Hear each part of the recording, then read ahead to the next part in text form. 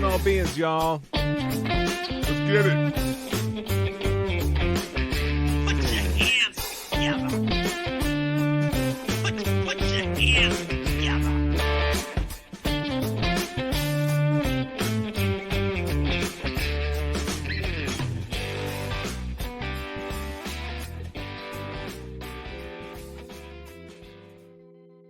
Yeah! Woo! Welcome back to Calling All Beings on a True Crime Saturday.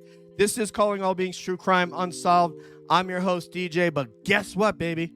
We don't solve this crime because my guest that we're going to talk to tonight and his colleagues, both male, female, all over the Massachusetts area, don't solve this thing because you got all these people doing all these guilty things. Brian, Jen, the other Brian, who Sean affectionately calls Lardass, all the different police officers, all the different cover-ups, the planning of evidence, not trying to get any kind of ring camera video that might show what actually happened that night. I hope y'all are sleeping well.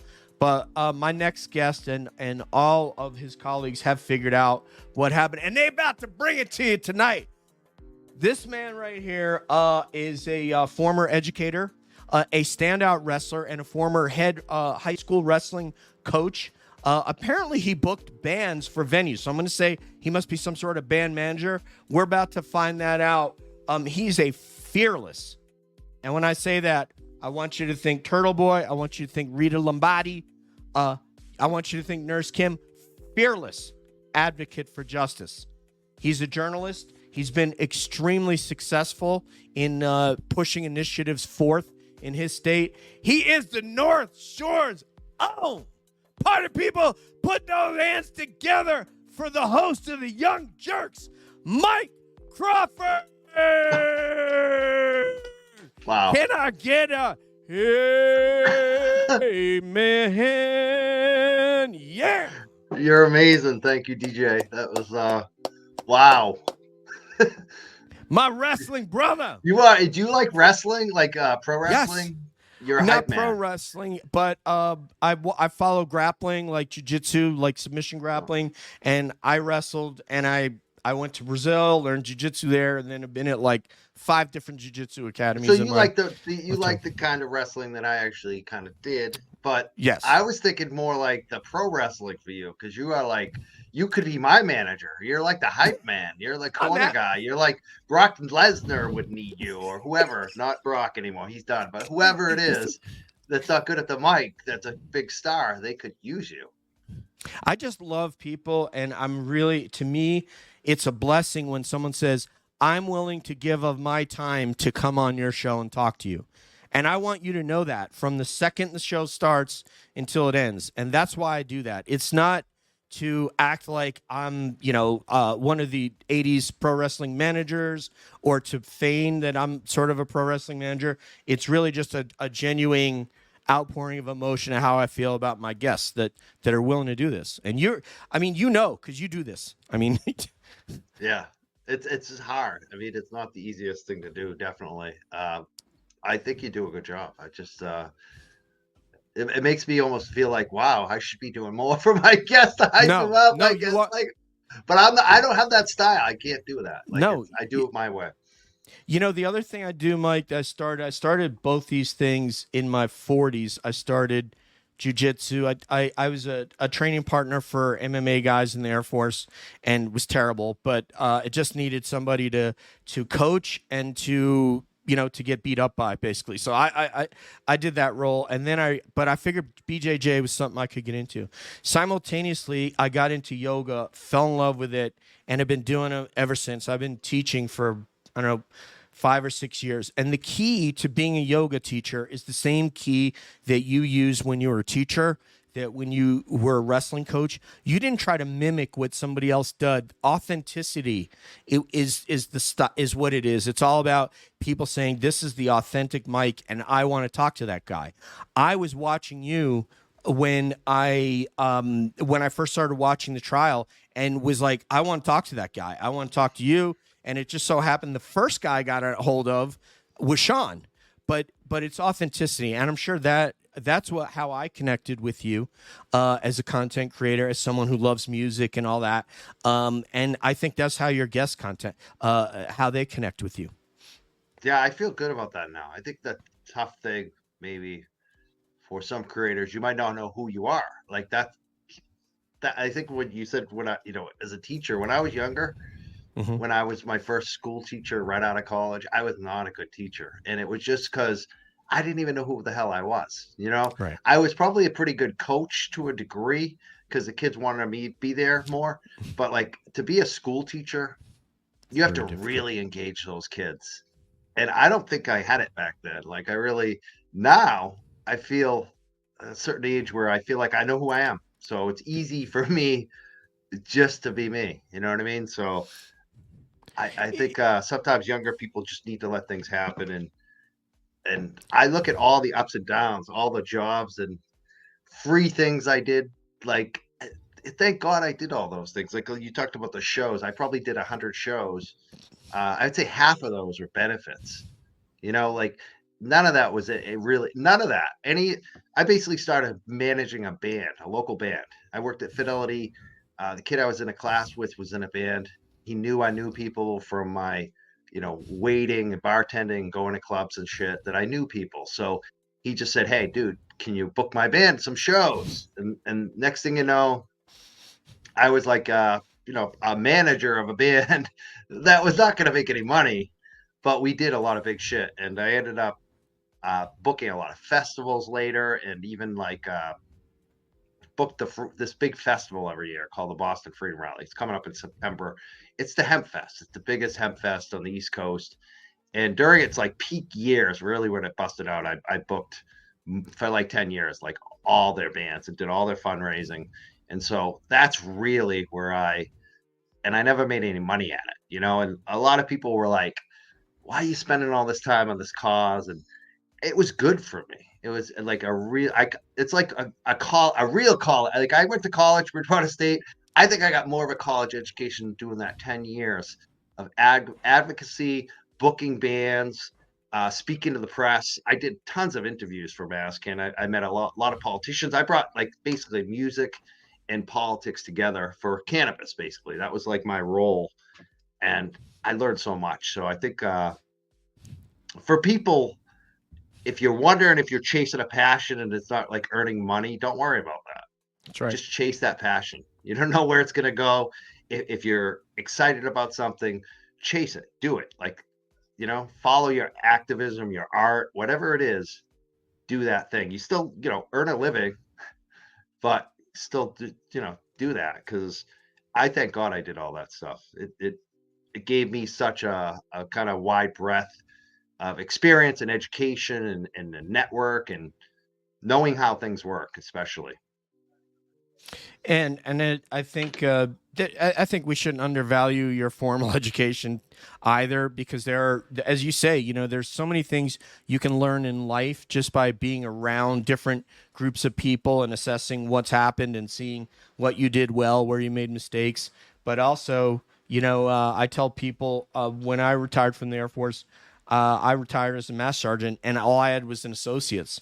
And I had a supervisor when I was a contractor, government contractor. He's like, "You don't have a degree?" I was like, "No, I have an associate." He goes, "Man, go take a class. Just go take a class and just take one.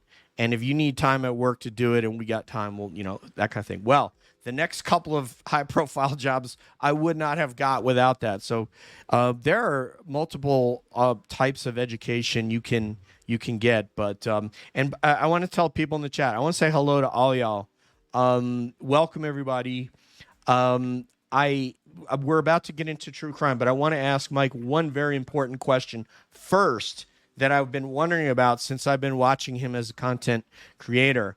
And so let me get into that, and then we're gonna dive right into it. So Mike, what are your top 4 favorite bands? If you could make a Mount Rushmore, a Washington, a Jefferson, a Roosevelt, and a Lincoln, who would be in those 4 positions, sir? That's gonna be very difficult. I mean, right off the cuff. You know what I mean? Are we talking rock bands or just music in general? I mean, I don't want to limit you. I mean, I like to think of it in terms of influential, Yeah. because I some would say people can. influential would be Nirvana and Pearl Jam would definitely be in there. Wow. Yeah. Um, Yeah. that would be like somewhere in there. Probably like the Clash, Bob Marley, Wow. Oh, Tracy wow. Chapman, Really? Terminology. Hmm. Do you know I haven't heard of them. Terminology? I have not. No. Maybe Graveyard Barbecue. These are bands, some of the bands I booked actually, hip hop. Terminology is he's on this guy who does a content creator named JFK Show Off. He's Oh, I just a connected with him music label. today. Yeah. It's one of his big artists basically on Show Off Wow. Records with Static Selector as Terminology, I'd say. Rage Against the Machine, like yeah. I dig it. Okay, so the top four, we had Nirvana, we have Pearl Jam, we have Bob Marley, which is, when I did my top four, I didn't even think of Bob, and I'm such a huge fan of his, and I know his entire story, and I'm a big fan of reggae. I have other I'd reggae say number artists, 4 we'll say Tracy Chapman. That would be and Tracy Chapman. that's is not brilliant. really the top 4 because I would have like 500. You know what I mean? Like Right. especially the No. locals. I mean, like even like Jay Giles. You know Jay Giles band? Yes, of course. I met Peter Wolf one night. This guy Asa Brebna. I love Asa. Asa passed away a few years ago. He's a friend who somebody grew up with my girlfriend. He's a great artist, like unbelievable musician, and just a wicked nice guy. I love that guy. And he would always play around town, do art exhibits, and like his art, like he was a musician. He was known for playing guitar.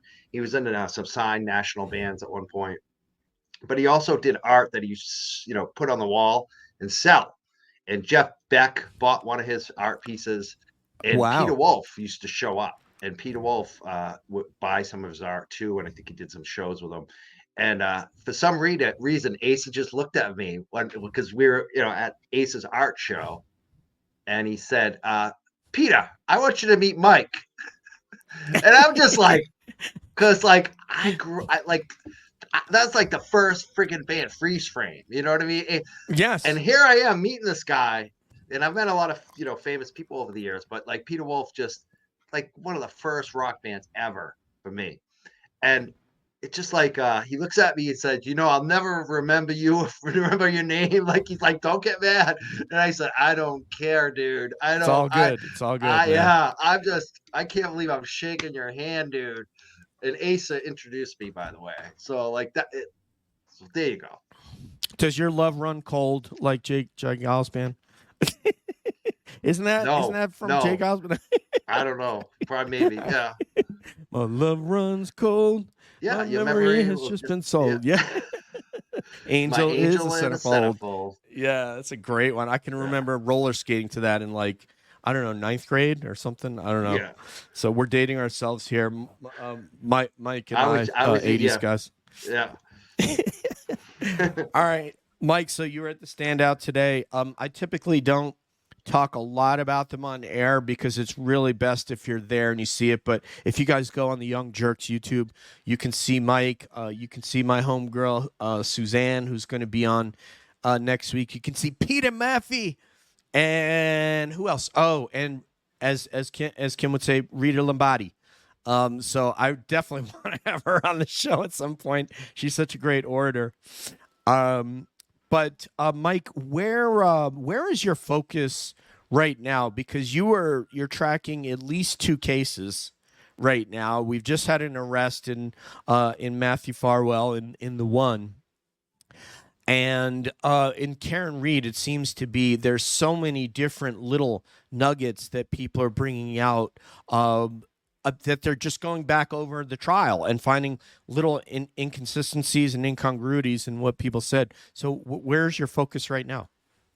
Definitely those 2. And then the third one is Turtle Boy, because that's a trial too. And just the local stuff that's going on. I mean, for me, I've always been in the local politics and local activism. I always felt like, with my show and just my activism over the years, it's always been like, let's do something local, fix things locally, and then people will see it and want to do it nationally, like the cannabis thing. Like Massachusetts was the first one on the East Coast basically to legalize, So as soon as that happened, it was like a domino. And so I feel like the same thing with what we do now is we're looking at Canton, we're looking at the Mass State Police, we're looking at Morrissey, we're looking at the governor, and we're looking at corruption, even going back to a state senator named Brian Joyce. There's a lot of different threads here. And it's even tough for me to even like keep up with what Sean says, because Sean, we don't know, like Sean is the wild card. He's got so much going on, and a lot of it is going to pan out. So, but it's hard to know like what to even, so there's so much to kind of keep up with. I feel like, for me, this week I said I was going to take a break and go on vacation, and I didn't. I ended up doing another show with Bettero after I said that, and I did the standout today in Canton, and I'm doing your show tonight. But for me, I'm almost saying I'm going to try to slow down, but there's still a lot to focus on. So I mean, it's just never ending. And the thing about the corruption, like you talked about the colleagues earlier solve the case. I feel like that on this. Like for me, even though I've been covering this, I'm like an OG on it almost. I've been covering it for like a year and a half, maybe a little less than that. But I wasn't like the first one. It's obviously Turtle Boy has broken, I think, the most on this story by far. And Kirk Minihane and the cold case, I forget what the case podcast. The case, they on Sandra Birchmore, which is the first real coverage of it, like deep. I actually covered it a little before that, but it was like an interview with somebody. It wasn't what they did. They really did a comprehensive thing on it. So those two really broke the story.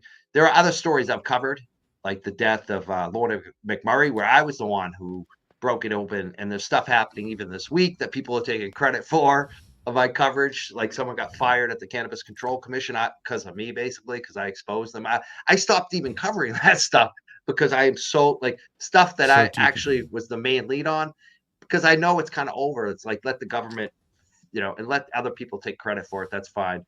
Because I'm on just this big, I feel like supporting what we do is I'm supporting what Turtle Boy's doing, and I'm supporting him in court, the coverage. And I'm also supporting, what other content creators are doing, and having the attorney Bettero on. Like, it's amazing. He's so giving of his time, a guy that owns a huge law firm. So for me, it's like I just play my part on this, and I feel like it's perfect. Like I don't have I've been the lead on some stories, and it's not easy. Like I feel like people don't understand what somebody like Turtle Boy is probably going through on this. Like I can't imagine, because I felt, I got this duck today. Somebody gave me a duck. Woo! Yeah. And this person has been handing out ducks all over Canada. And because he's been handing out ducks, Sergeant from the Mass State Police, Tully, showed up with 2 search warrants at their house and did searches of this person's vehicles and businesses and all this other crap. And the reason why is because they're saying that this person handed out ducks is littering. They're saying it's litter. And they're also saying that it's witness intimidation. And I said, what was the real reason? Why did they want to? I asked this person, because they handed me the duck today, and they told me their story. And I said, what was the reason? Why were they coming after you for witness intimidation? And he said to me exactly the same thing that they were coming at me about. And they want this person to basically make up a story against Turtle Boy. They didn't say that they want him to make up a story, but that's what it would have to be, because this person hasn't been directed by Turtle Boy. But that's what they want. They want to basically scare somebody into saying Turtle Boy made me hand out the ducks. So I mean, that's where we're at in Massachusetts. So that's why I'm covering it. It's like, this is so easy for us to continue to cover because of what they're actually doing to citizens, like average people. They're doing this all the time. They're showing up at people's houses. There's videos of it. They showed up at this woman's house recently, a Buchanan. She took video of it. I saw that. It was brilliant. Brilliant. Yeah. Get off my property.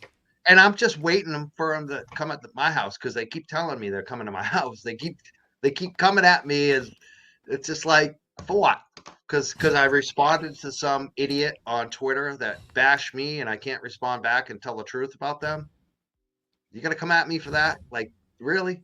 Like that's where we're at. They're trying to silence people with these visits by law enforcement. And I just wonder when the feds or the governor is going to stop this crap. Like, this guy handed out ducks. And He's got state police showing up at his house because he handed out ducks, rubber ducks. They say that's witness intimidation. I think that's something the governor should be aware of, is those kinds of idiotic things. And I do want to talk about Turtle Boy. I want to show some love to Please Pass the Peppa. I too have been waiting for this collab as well to get Mike on here, and it took me a while, so I'm very gratified that he's here. And Romy, absolutely, what the duck is going on here? I mean, we approach this with levity, but it really is not a light topic. And the reason why is that, let's say, for example, you were John O'Keefe's roommate, and you were, some guy that he knew at college. Perhaps you were a person around his age, a person of color, and you were out at the bar that night, and you had dropped him off at that home and really didn't want to go there. And then had a situation where you waited 10 minutes to go, yo, bro, text me when you need a ride home, because I want to go home and go to bed. This could have been, in the right situation, it would have been difficult. This could have been that person, which means it could have been Mike, it could have been me, it could have been anybody who was on the opposite side. And I know you guys have heard that a lot, but I think we need to take stock in that and imagine that you're getting a knock at your door for something, and you're like, I dropped him off there last night. Surely that camera with the police lieutenant across the street would have shown that, right? And Turtle Boy himself, a man of uncommon valor, and I'm saying that as a person who's had like 12 deployments overseas to Iraq, Afghanistan, and other places. And when I look at what this guy Turtle Boy does, who I'm a political standpoint, like Mike, I patently disagree with the guy. He's a man of uncommon valor, and I support him, and to Turtle Boy. And that's what this is about. It's about people coming together because we see something that's so bad that it could have been any one of us. It could be your uncle. It could be your aunt, your niece, your nephew, your brother, your sister. It could be you. So, Drew, so let me answer a couple of questions here. What is CAB? Calling all beings, and this will go into kind of just a little bit of historical that Mike might not know. Calling all beings is CAB, and we were, for the past I've been a content creator for 14 years, starting out with MMA and UFC, and then, like Mike, going out to events and interviewing fighters and all that stuff.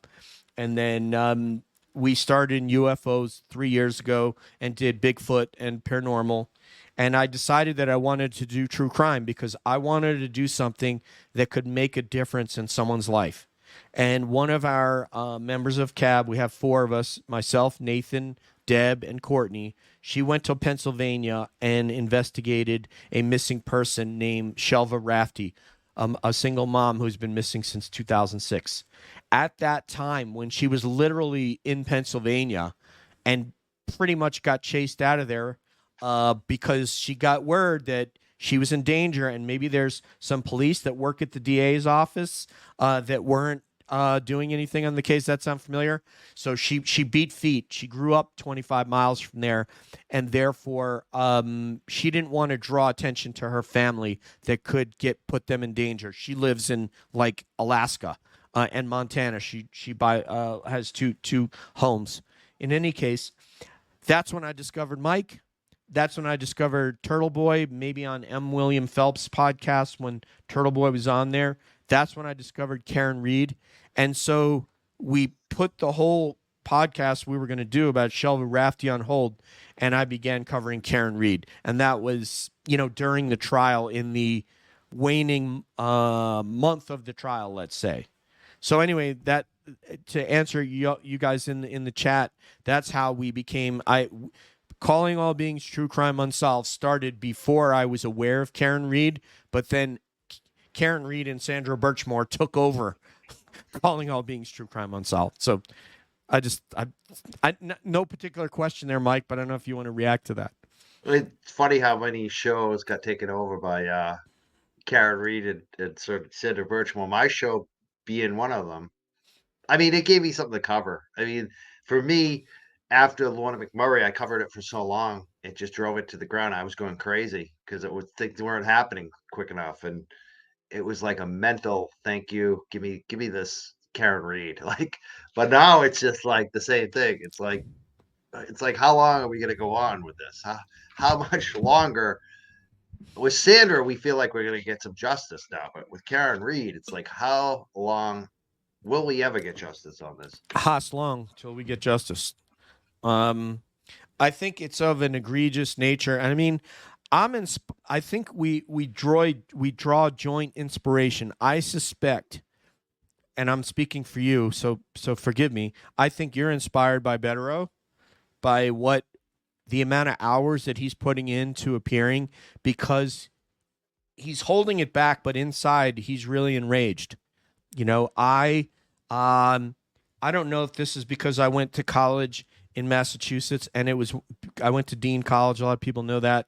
All my teammates, a bunch of them are police officers, because I was a law enforcement major. I'm very passionate about Massachusetts, and I'm inspired not only by the plight of Sandra and Karen, which is the most egregious, enraging thing, but it comes from a different place than me being inspired by Rita and Turtle Boy and Kim and Dave and Mazza Media, Mark and all. And when I say Mark, I mean Mark Mazza and all of you and JFK, doing it in his way, in a totally different way. Who I've contacted him to get him on there.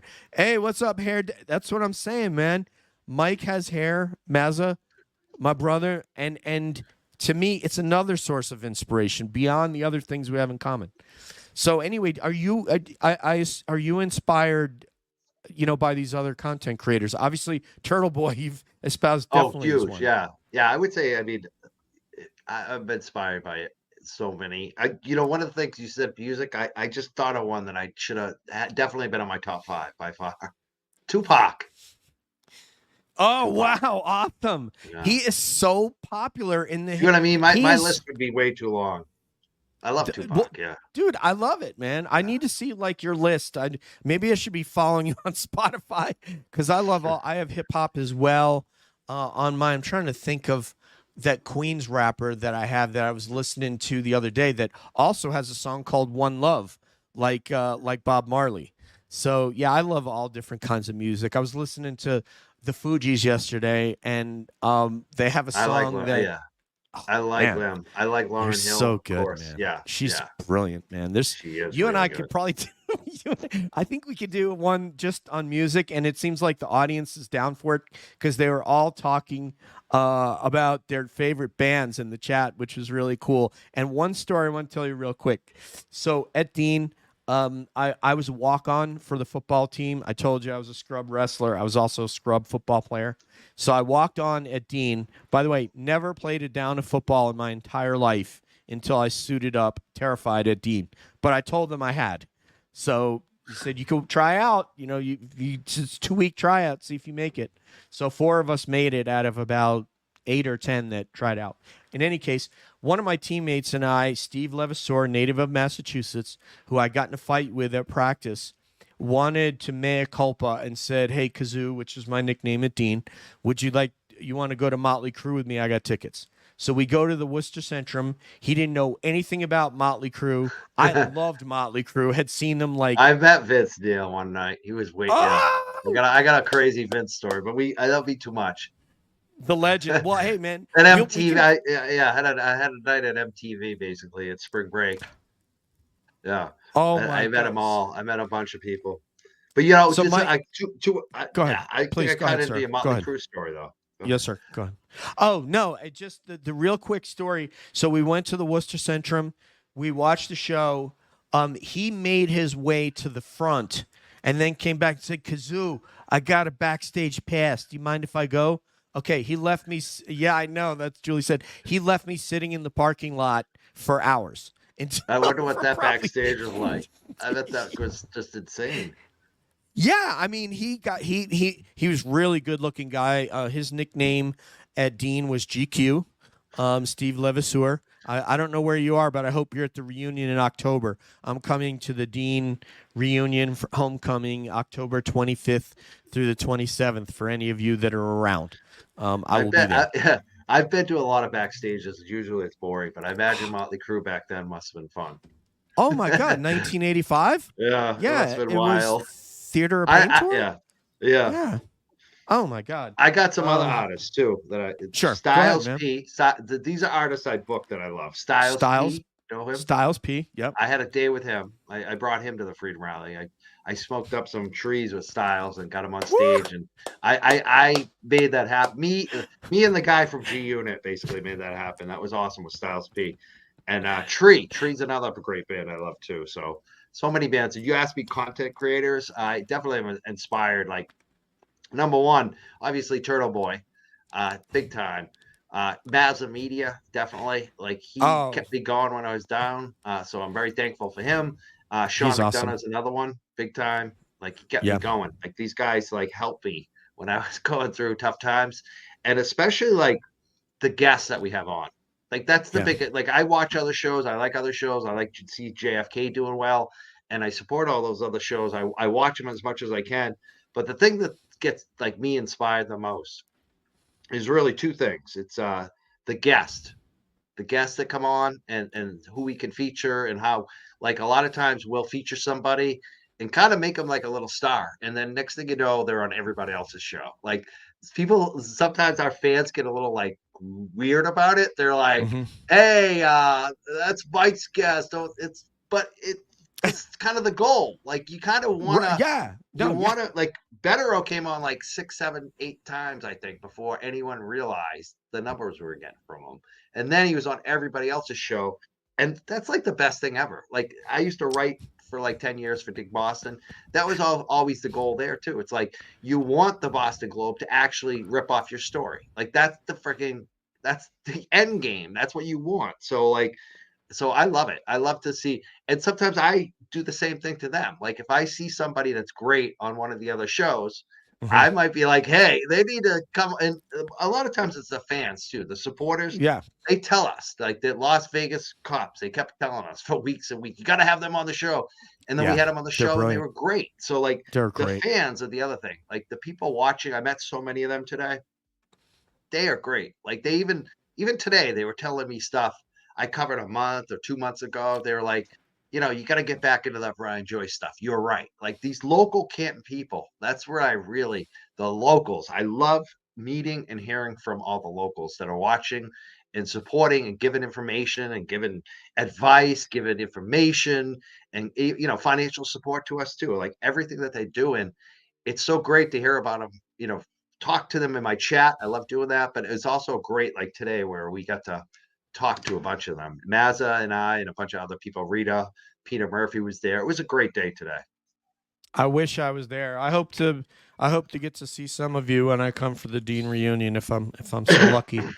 I was going to say is that you've been doing this. Well, first of all, I want to say I blocked one person. So you mods out there, if you see anybody talk crap about my guest, Mike Crawford, they immediately are banned.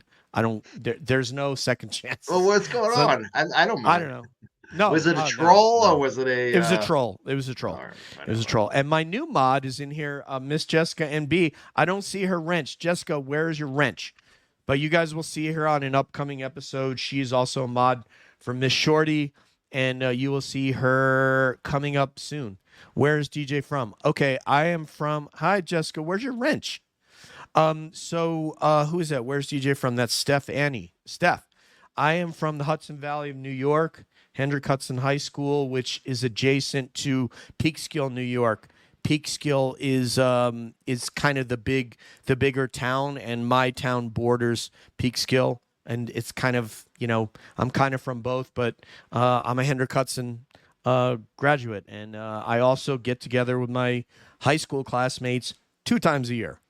So summer and winter, although I moved to Colorado, so this summer, as you know, Mike, so I didn't get to the summer iteration, but I will be there for the winter. So anyway, that's where I'm from. So both of us over a decade in this, and the friends that you make are what is it. It really is a huge part of it. It's not that someone's from Yorktown. Oh my God, hi from Yorktown Heights. Hi, Stace. That's very close. Also, I guess the politician, what's her name? Ocasio-Cortez. She also is from AOC. Yorktown Heights. Very close. Yeah.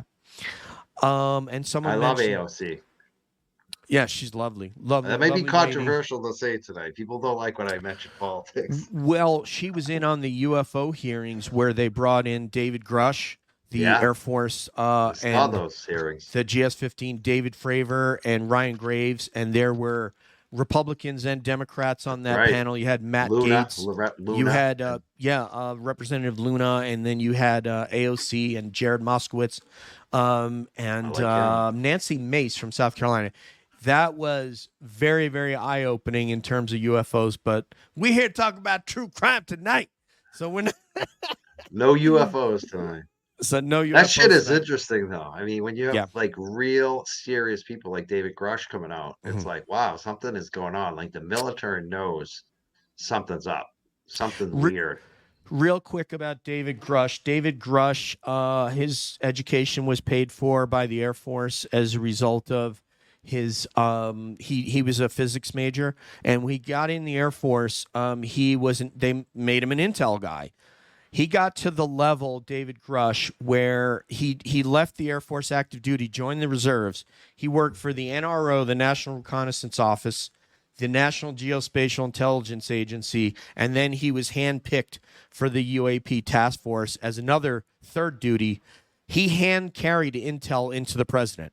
So if you got to know what kind of tickets you need in terms of TSSCI with polygraph, do you think he is as highly cleared as there is. I mean, do you think it's weird? Like the whole thing about this with David Grush, the UAP thing, like basically that government hired this guy to basically find out if there's like UFOs going on.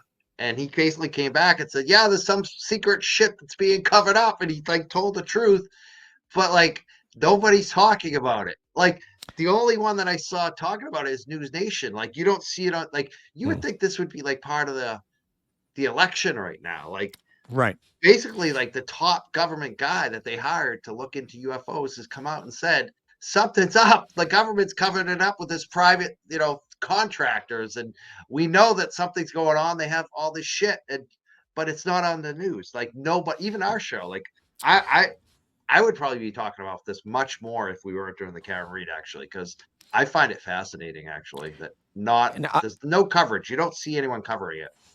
And they do. If you listen, and I'll send you the Ross Coulthart, the 40-minute initial interview. Yeah, I watched him. He's great. He said it's a 70-year campaign to disenfranchise the American people of this information. But David Grush, he's great. We need I don't understand why every network doesn't have a Ross Coulthart. You know what I mean? Like that's just what I have. Like where are the rest? He's of them? Brilliant.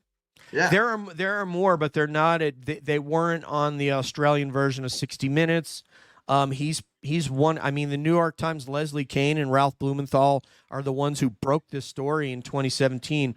But Dave Grush had to file. He basically had to hire an Alan Jackson to defend himself again.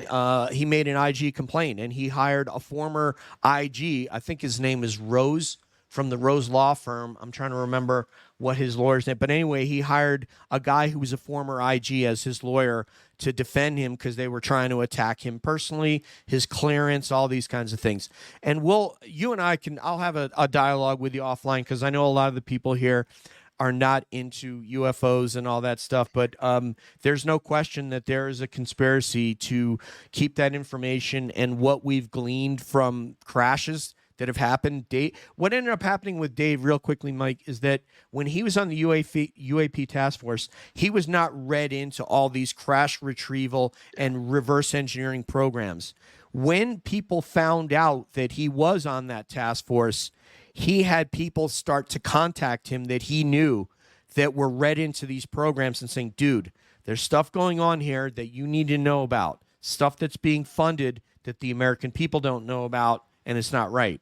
He interviewed 40 witnesses over 4 years that told him the same stories and many of them do not know each other. Some of them he knew that, but didn't know they were in these programs. Others he didn't know. When he tried to get access to these programs, because he had his clearance is high enough to be read into any program, they said, and he was administratively assaulted. So we won't go more on UFOs here, but that gives you just a little taste, and it smells very much like what's happening to Turtle Boy and in Canton, and with Karen Reed and Sandra Birchmore, and the cover up. It's just on a grander scale. Sure is. And by better actors, smarter actors Many than these more idiots. Years. Like you said, 70, 80 years. That's a long time. Yes, and it's a conversation you and I can have, and maybe we can do a future episode where we tell people that's what we're going to talk about, so they don't come here for Karen Reed and Sandra Birchmore, and we inundate them with UFOs. John Fan, Kevin Clapp. So, calling all beings. I'll message you about my wrench. Miss Shorty had to fix mine in her chat.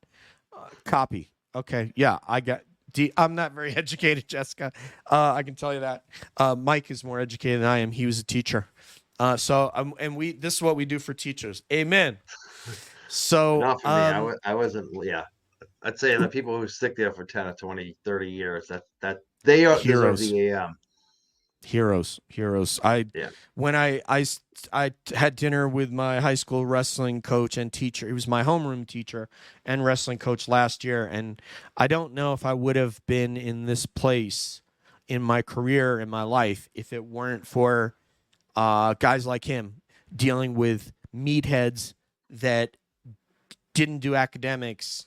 And I don't think I would have gotten into college and all the things. The day I got into college to Dean, which was a junior college, Mike, I was literally doing cartwheels down the hall of high school because I don't know if anybody else accepted me. And it was like, oh my God, meathead special ed DJ is going to be going to college. So anyway. Great. Yes. I feel the same way with my wrestling coach too. Like, it's funny. He gave me confidence. Like in to kind of like figure out what life's about too, like the winning and losing and handling it, and like you're not going to win it no matter how good you are. Like I think even Dan Gable, the greatest wrestler of all time, lost. So you gotta learn how to lose and come back. Like that's the thing in life, and not no shortcuts. You gotta stick it through, but you don't have to be nasty though. Like my coach was great. I love my coach. My coach was like I just love my coach. His name's Con Madigan. I had a couple of great coaches. Also, this guy Von Hain. Von Hain was probably the best high school wrestler ever out of Massachusetts. He was like our assistant coach one year, my senior year. Also, the guy Ted Curley. All these guys were like Ted Curley and Con Madigan were like Division I wrestlers at UNH, University of New Hampshire. Of course. And, Von Hain, like I said, was pretty much the greatest 4-time state champ out of Massachusetts. Like, they still talk about him. So those guys, like, changed my life. Like, I wouldn't have gone to college because I wanted to go to college just to wrestle.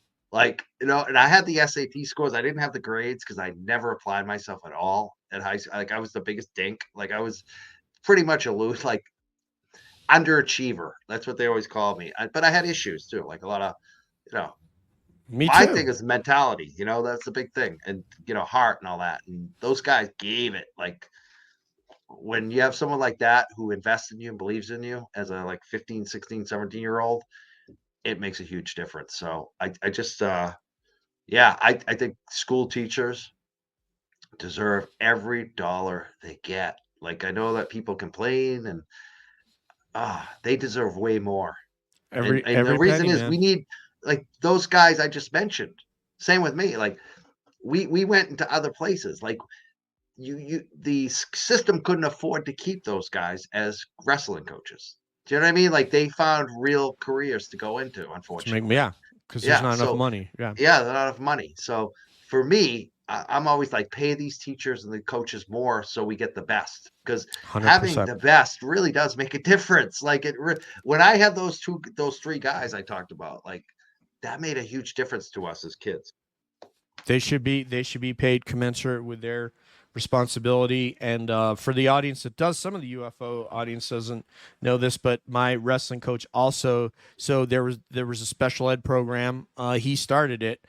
He was the first one in my high school, and I was one of his students in there. So I went from special ed to special ops, through him, then going out for wrestling.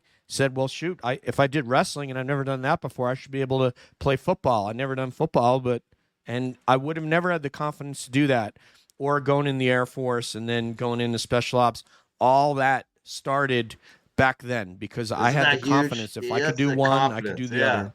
Yeah. If you could do that, you could do that. It's right. As simple as that. Half my career in special ops, I owe that all to that teacher and to my classmates who gave me the confidence. And anyway, we do have a guest here who asked this. This is Sherry D, and I will ask Mike this question: do we want to share thoughts on Sandra B's lead investigator, John Fanning, Young Jurks, and DJ? So Fanning, give me your thoughts on him and that amazing and insightful investigation he did that came up with the answer they wanted that was completely false. I mean, I think that's it. Sandra Birchmore, he blew that case. And he defended it. I know when he talked to Mizzy, he told her, he felt a certain way, so he blew that case. And the fact that he was apparently the person that transported the jurors for the Karen Reed case. Is that true? Can we confirm that? Have you confirmed that? I haven't heard anyone disclaim it. As far as I know, that is 100% true. So, I mean, it's something not right there. I don't trust that guy. I think that John Fanning is under. If I was him, I'd be shitting a brick. And if he knows anything, he better talk to the FBI, real quick. Yeah.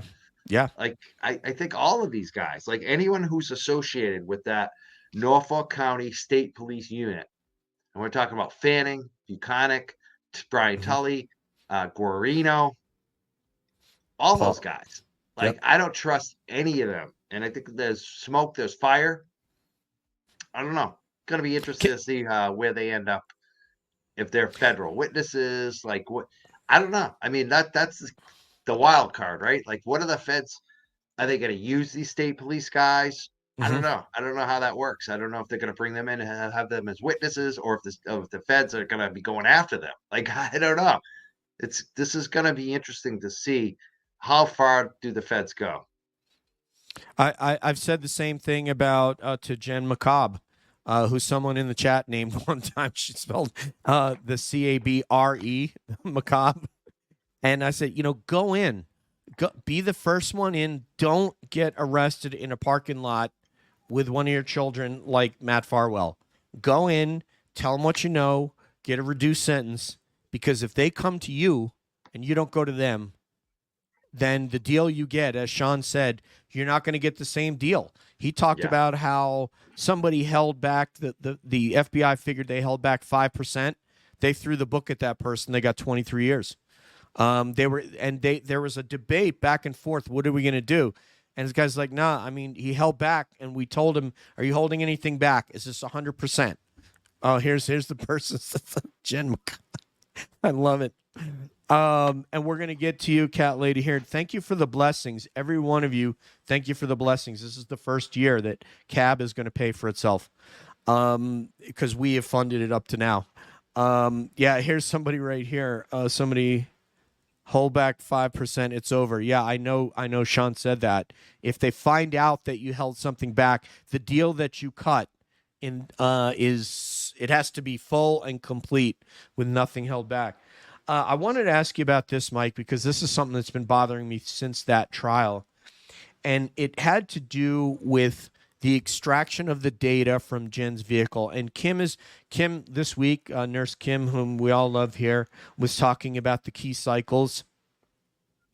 And it was either Trooper Paul or Guarino that extracted the data. Can you clue me in which one it was? Was it Trooper Guarino that extracted data? So it was Guarino. I'm sorry. Yeah, the brilliant accident reconstructionist, Trooper Paul, wasn't him. But anyway, what he said there was one portion of data when the defense attorneys asked him if he could get it. And this goes back to trust you were talking about a minute ago. He said, if we would have done X, we would have ruined the motherboard on the computer. And immediately, I didn't trust that. Immediately, I said, if you didn't go after that data, it's because you supposed it would reveal something that would be exculpatory for Karen Read. Oh, yeah. Guarino, can you talk about that? Yeah, Guarino and Proctor played those games, definitely. Like even with the iPhone, I believe at one point they left out data for the iPhone, like with Jen McCabe's phone, I believe it was. I may be getting it mixed up, but they've played games with data like that where they'll just leave out data sets for no reason. Like Right. if you're a cop or if you're the state or if you're the defense and you're required to turn over this data and you leave out half the data, why? Why would you do that? Why would you leave out iPhones? Like this is the games that they've been playing. And it's like, no surprise, Guarino's the one that missed all the text that the feds found with Sandra Birchmore. So, like, these guys, I'm sorry, they didn't try hard enough. I don't believe that they tried hard enough. Like, maybe we'll be proved wrong. Maybe we'll find out that they ran into a brick wall and they went to the feds and said, hey, can you help us get this data? Because we have no text from this guy. We think he murdered. I mean, that's what a reasonable detective would do, right? Like maybe the state police are incapable of getting texts that have been erased from a phone. I don't know. Like the feds do have like special tools and special powers, but you would think that if that was the case, they would go to the feds. I don't believe that he did. I don't believe I don't believe that. Said, hey, please I just don't. this. So what's going on? Like, how does Guarino and how do they just say, you know what? You erased your text. You're obviously not guilty. Like that's pretty much what they did. Like you would think if they came to me and it was my girlfriend who was found suspiciously hung, you know what I mean? Like just pretend it was me instead of Matthew Farwell. If that had been me and about my girlfriend and I was married, so I was cheating, which makes even more obviously a conflict there in your life. And I said, here's my phone, but all my text messages are erased. They would have said, oh, okay. They wouldn't have done that. No, so what are the feds investigating? You know? So I think it's much more than Matthew Farwell. And we had Todd McGee on. I don't know if you heard that interview. He's a former state police guy. You've had him on multiple times, right? Yeah. Yes, and I've heard like one of the first times with Better Out, he said something like to the effect, like, he felt like that the suspension of Proctor was more than just the text messages that we've seen. Like, and he's not saying this with any inside information on what's going on. He doesn't know, but he's just speculating based on his institutional instinct on what he knows how things operate and the way that they're acting. He feels like there's a lot more to this. And I feel like that on Sandra Birchmore. Like it's so obvious that there was a cover up here, and the Fed's got to be. I guarantee you they've pulled everyone's info, and there was something that I mentioned today, and it came up today at the standout outside the Canton Police. Gentleman said to me, you gotta start, continue to talk about what happened with the state senator. The state senator, Brian Joyce, who basically was found dead. And Brian Joyce was under like federal indictment. And there was like a lot of investigations going on about his corruption.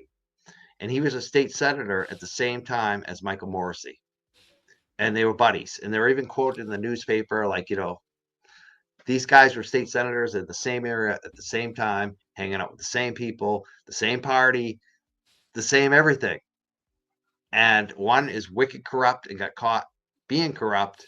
The feds charged him. There would have been a lot more unearthing, and then the guy ends up dead. And again, Norfolk County, nothing to see. There was another woman who was a young lady who was underage sex, essayed by a rich developer that basically did the marina there, where everyone, he's one of the richest developers in Quincy.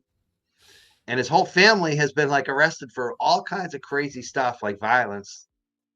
And they always seem to get off. And then the young woman ends up dead in a car accident. Like, and it's just a lot of stuff like that where this developer was a friend of Morrissey, giving money to Morrissey. I just want like I think the feds have been looking at Morrissey for a long time. Like even before they got the tip off of Karen Reed. I think they've had their eye on the corruption in this Norfolk County. And I think it's been stifled a couple times. I think Brian Joyce was like they were like, we're gonna get these guys, we're gonna get them all. And it's gonna start with Brian Joyce. And then Brian Joyce ends up dead. So I'm gonna have to look into that because I Suzanne, who's in the chat, who's another. We may have Suzanne on Tuesday with JFK. We got to see if we can sort that all out. yeah, the rich developer, someone said his name, it's O'Connell, just the name of the family. People know that, the O'Connell family from Quincy. Look into them. Yeah. Quincy, I will. Real estate developer O'Connell. See all the news stories that come up on this family and the stuff that they've been. And this is the marina where Morrissey has his boat. And this is where I think probably Berkowitz probably has his boat there too. Like these guys all hang out in the same circle. And Bev probably. I'm sure, I don't know if Bev has a boat, but I don't trust her. I don't either. I mean, she's got a connection to Morrissey too. Like her mother and Morrissey's mother worked together. Morrissey's mother was their boss or something like that. At the cafeteria, school cafeteria stuff. Yeah. You can't make it up. No, and so the cat lady says here, can we have a moment for the MSP recruit? I saw his name. It looked like a Latino gentleman that died. He was murdered? It looks that way. I mean, it looks that way. I mean, really? We don't know for sure, but they're talking about broken vertebrae. Like we don't know. I mean, I'm not going to say he was murdered because I definitely don't have enough information, but this does not look good. The family feels like there's more to this than there's. He said it was like a boxing training accident. It looks like much more than that. Yeah, you usually don't break vertebrae in boxing. Yeah. I mean, okay. I want to spend about 15 minutes. If you have questions for Mike, put them in all caps. We'll get them to him. And we want to make sure we're off air in time for Turtle Boy. We got Turtle Boy at 9 p.m. Eastern. So we'll all be watching he on that. Tonight, definitely? I don't know. I assume this is his normal schedule. But he kind of had an off week. That's why I'm wondering if sometimes he moves back a day on Sunday. But I don't know. I have no idea. And please take a break, Mike. Please take a break. Take a break. If you need a vacation, take a vacation. We will hold down the fort until you get back, and we will applaud you when you come back. Yeah, no, I'm not going to need I'm just, a little slow down, maybe. We'll see. Yeah. I mean, there's a lot. I mean, now we got to start looking into this. If somebody can tell us when that recruit died, I would like to know. I saw that. I'm going to have to dig into that because I saw it on Twitter today. It was a little bit of a busy day. Yes, Aiden is on at 9, says Donna Edwards. Thank you, Donna. So, yes. So, if you got questions, Mike breaks daily puff, puff, walk. That's not a break. We're talking about where he can relax and that's lay what in the sand. They and go do have a point. They do have a point. That's the people like, how come you never take it? Like, a lot of my customers and my dog walk customers, she used to say, how come you never take a vacation? How come you never take a day off? I'm like, oh, I got my break every day. It's wonderful. I love what you do. I've shared my pets and everything with Mike. Probably he's like, oh man, another idiot sending me his pets. But anyway, I love no. Anytime someone I may not respond to it because I do get a lot of dog and cat pictures, but I'm sure I love every single. How can you not? It's just like I tripped over Wendell today. What a beautiful dog that I've had before, and he got scared of me after. It made me sad, but he's such a good dog, Wendell. There's so many good dogs today that we met. It was amazing to see people bringing their dogs today. Much love. That is awesome. And you make sure they have water and those dogs are staying hydrated, Mike. You right. Make sure they get a break. Like that's what kills me is these people that are like, oh, my dog can hold it for 12 hours. You might be able to hold it for 12 hours, but would you? And it's not good for you. So make sure your dogs get to go out. Treat your dog like you would want to be treated, stupid. Yeah. Don't be brain dead. All right. It will harm your dog. It will definitely harm your dog. Yes. They should not have to hold it. So Friday the 13th is when that officer passed, Officer Garcia. So yeah, we're gonna have to look into something else. We're gonna have to look into, but yeah, God willing, that something will happen and they will arrest one of these jackasses, and then that person will turn on all of them, and that's why they need to be very strategic. I also want to say I don't believe that the Mass State Police weren't able to recover those texts. I believe they were able to recover whatever text that they wanted and needed to. And I find it interesting. Who is the person that is fighting against them getting Trooper Proctor's? Is that the Commonwealth that don't want they don't want his work phone to be released? I don't think that's quite correct. I mean, I think they're basically saying, well, I mean, technically it is. You're right, but they're saying, and I think there's some reasoning to it. Like, they can't just release everything because it would affect so many cases. You don't have to, but you don't have to, right? You don't have to. They can release what's not privilege or what's PII or any of those kinds of things. But it's a good excuse. Bettero talked about this on the show. He said that I think he said this. He said something to the effect that they're trying to like make it like they can't figure it out, which is bullshit. So they are making excuses. They're basically, they're playing games. They are. In every situation, they lie, and I don't give them. My co-host Nathan, who I know you would love to meet because he is an amazing orator and thinker, many multitudes better than me in both areas, and he likes to say, to be charitable with people when somebody does fall or when they do make a mistake or when they do misspeak. He's very charitable with people, and he's a wonderful human being. But I don't give that charity into these guys. And the reason is because I just don't believe them. I think they lie in every situation. They cover, we can't give up his phone because there's so much. Well, release what's not PII, and you say you're going to get somebody independent. Who's that independent person going to be? Is it going to be like Judge Bev's cousin or somebody? Who is going to be that independent person? I mean, I was telling Suzanne yesterday, I heard a Massachusetts lawyer on one of these podcasts, and she's like, oh, yeah. She's like, you know what? Judge Bev, she is great. I'm going to tell you something. Defense attorneys in the Commonwealth and in Norfolk County, they love having Judge Bev. She's because they know they're going to get a. I'm like, are you kidding me? Get the out of here. We don't believe you. And even if that were true, and I don't think it's true, I think she's someone who wants favor with Judge Bev or knows her or knows someone in her circle. Even if that were true, it doesn't excuse what she's done in this case. And Microdots pointed it out to a degree that hurts my soul. Yeah, it makes you wonder, because I've heard the same things about Judge Bev Cano locally from lawyers. They think she's good, but it's like, how could she be so bad at this one? Like, that even raises my eyebrows even more. Like, you mean she's not always this way? There's something she doesn't like about, obviously she does not like this defense team, and obviously she doesn't like Karen Reed, and obviously she's not impartial. And even with Mark, I quibbled with Mark when he said, Judge Bev's going to be upset. They bring this motion to their court. Speaking about the prosecution, yeah, she wasn't. She yelled at Jackson. No, instead she yelled at Jackson. She wants to be here. She could recuse herself and say, you know what, I'm going to go and take the run-of-the-mill trials and go hang out at my beach house at the Cape. She wants to be here to put her thumb.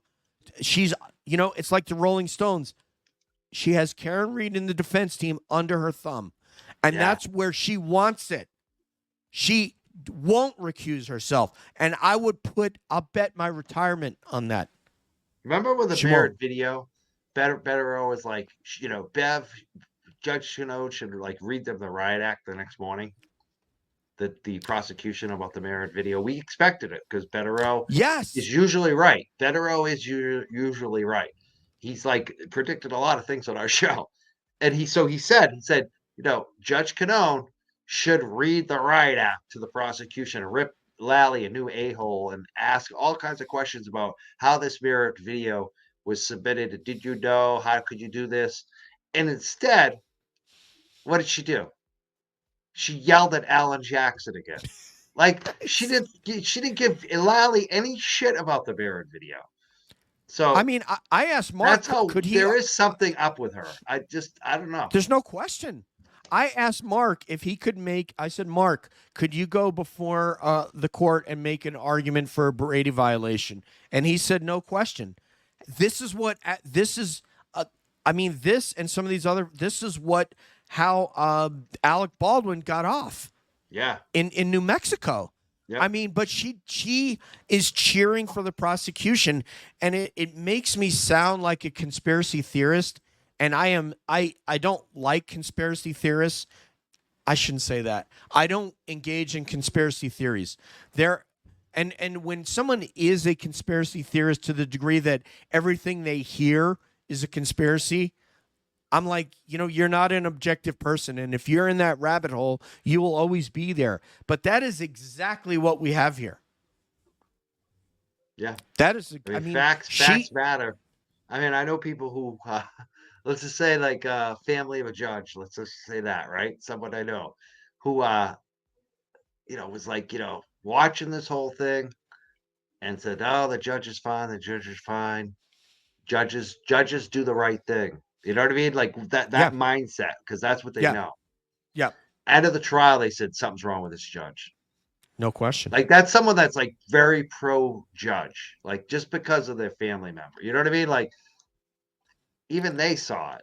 Like there's something not right with Bev Canone.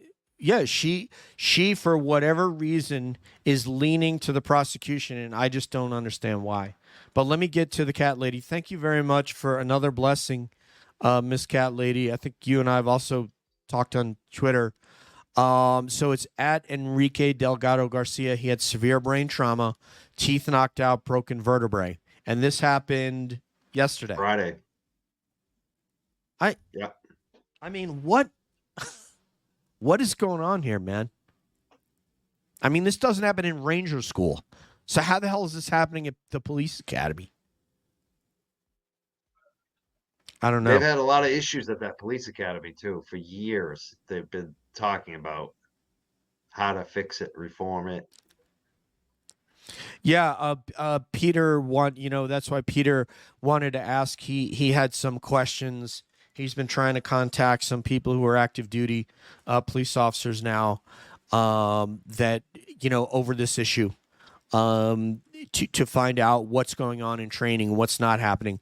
I'd like for a second. I don't know if we have any questions for Mike, so I do have one. So just watch the priest-trial motion. They were all against the defense. No question, Becca. I mean, that is what Microdots pointed out, and it was excruciating. I had to turn it off because I was at the gym working out, and it just made me angry. It's where's the camera footage? Exactly. Turtle Boy identified both those houses across the street that have the camera. I hate to say one of my teammates was is a friend of was it Kelleher, Lieutenant Kelleher? I know him no? Too. Yeah. Do you know him? I went to Bridgewater State with him. I used to drink beer with him. My roommate played the same position the same year. You know what I mean? They were like we were all like freshmen together, and he basically played the same position on a football team as my roommate. So Kelleher used to come over and we used to have some beers together. Like I know Tommy. He's a good guy.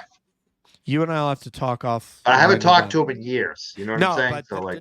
But there's something related that. But in any case, him not having the video. How do you go to sleep at night, Mike? If you have that video, and you watch that damn video, and that guy get out of the car, and walk away from the car and watch her pull away. I gotta say though, we don't know he had the video. I mean, I get why people are question that, And maybe it's just because I have that personal thing with Tommy. I like Tommy, like growing up, like when we were in college. I thought he was a good kid. But I guess I want to give him the benefit of the doubt because I have a Ring camera out here and it's not always turned on, number one. And number two, like it depends on how you have that set. You know what I mean? So I don't know how if there's a lot of cars coming through, maybe he doesn't have it set on the street. Some people just have the motion activated when it gets in a certain part of the screen. So I don't know. I mean, I think there is something funny to it, but we don't. I don't want to say that we know he captured what happened because we really don't know. Like we never know how those cameras work. But remember, I told you how I assume the worst because of the players Yeah, involved. I get it. So I have to go that way. I do too. Because of the solo cups and the bag, right? Yeah. So you gave them. I mean, I think he must know something's up. Yeah. If you look at Tommy Kelleher too, like we haven't seen him anywhere. Like he's like Brian, like out of all the Rafferty's kind of disappeared now too, but like out of all of them, like the ones we haven't seen, like Turtle Boy talks about, is Brian Albert disappeared the most, and you got Tommy Kelleher, and then you got the other police chief Wiggum there, or the guy who retired, the former police chief. Like they've all kind of like they're ghosts. It almost makes you think that they know something's up, so they don't want to be seen. Let me ask you something, Mike, and I don't want to impugn your friend again. I have a third-party connection. Like I said, one of my. I'm not gonna. I think I want to say that too. Like I wouldn't consider Tom a friend so much, even though I probably use that word. He's a guy I knew in college that I had a couple beers with. You know what I mean? I liked him. He's a good guy. A friend. I think a friend is someone you talk to in 20 years since then. You know what I mean? Like, yeah. No, absolutely. Maybe it was a good guy. Might be the right word because if he gave. So, tell me, in your opinion, why did he give them solo cups and a Stop and Shop bag to collect evidence instead of getting on scene as a lieutenant and going, what the hell is going on here? Get the tent in here, secure this scene. We have a Boston cop that may be dead here. And so why does a good man not do that? I think you made a good point.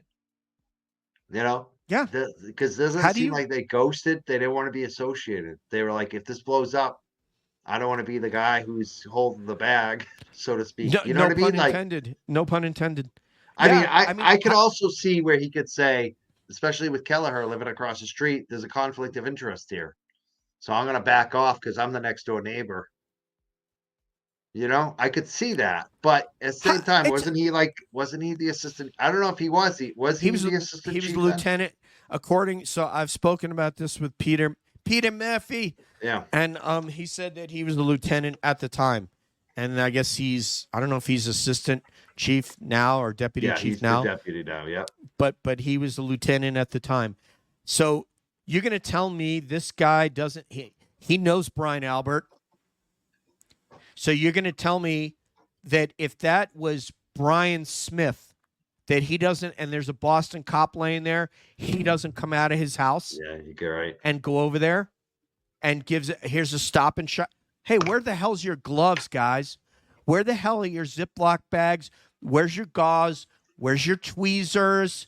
Where's the tent? Where's the space heater so we can melt the snow instead of a backpack? Or just about like, don't touch anything. Let's get the state police here immediately. Well, until he passed, it wasn't their case.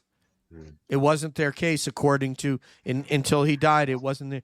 But so those things didn't happen. Doesn't that seem weird, though? You get a Boston police officer near death, and you're not going to call the state police until he's dead. Like that just. I'm sure they did. I mean, I'm sure Brian Higgins was aware of any and all calls that were made. Oh, I went back to move my car at Canton Police Department. Dude, do you think we're stupid? You think you get done drinking after a night of drinking with the boys and you're going to go to work? Who the hell does that? You don't. Stays there? We've all figured out why he probably went back there, right? You know why he went back there? so he could see what was going on. Listen to the well, he has the scanner, but just see what the scuttlebutt was that wasn't on the radio. In the hallway. You hear a lot when you're there. Yeah, and it's like, Mike, if you and I are partying one night and we go out and we have some wings and beers and maybe even there's an after party and I leave, I'm not then calling you 2 hours later at 2:30 in the morning to call you. I'm not calling you again. We'll talk. If we got to talk about, it'll be the next day. Man, that was fun. They can't explain why that happened. That's why he had the butt dial that was called and the butt dial the whole thing. And you don't think this guy has a camera trained on Brian Albert's house and what kind of shenanigans and chicanery's gone over there? Of course he had video. And he has no excuse for not exiting his house, because if it was Brian Smith, he would have came out of his house. He probably would have put a vest, a police vest or jacket and hung his badge around his neck.